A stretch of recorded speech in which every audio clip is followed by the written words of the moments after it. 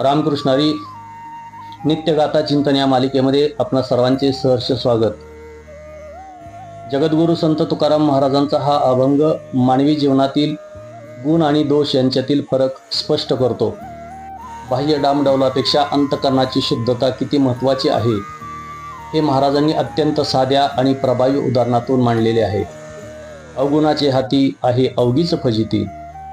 माणसाकडे कितीही संपत्ती किंवा हुद्दा असला तरी जर त्याच्या अंगी अवगुण म्हणजे वाईट सवयी दोष असतील तर शेवटी त्याच्या नशिबी केवळ फजिती आणि अपमानच येतो।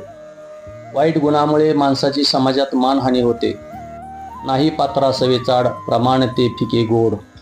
एखादे भांडे म्हणजे पात्र कितीही मौल्यवान किंवा सोन्या चांदीचे असले तरी जोपर्यंत त्यातील पदार्थ चविष्ट नसतो तोपर्यंत त्या भांड्याचा काहीच उपयोग नाही।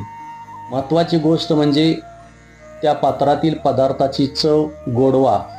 जर पदार्थच बेचव असेल तर सुंदर भांडे असून सुद्धा त्याचा आनंद घेता येत नाही।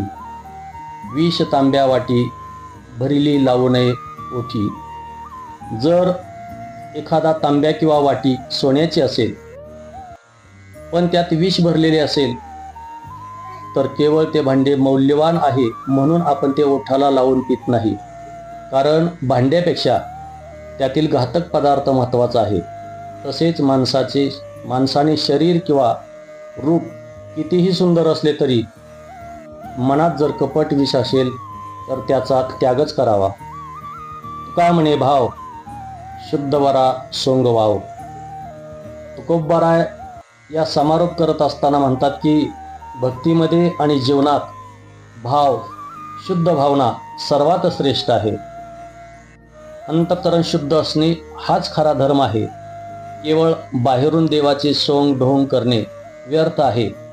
देखावा करण्यापेक्षा मनात निर्मळ भाव असणे केव्हाही उत्तम।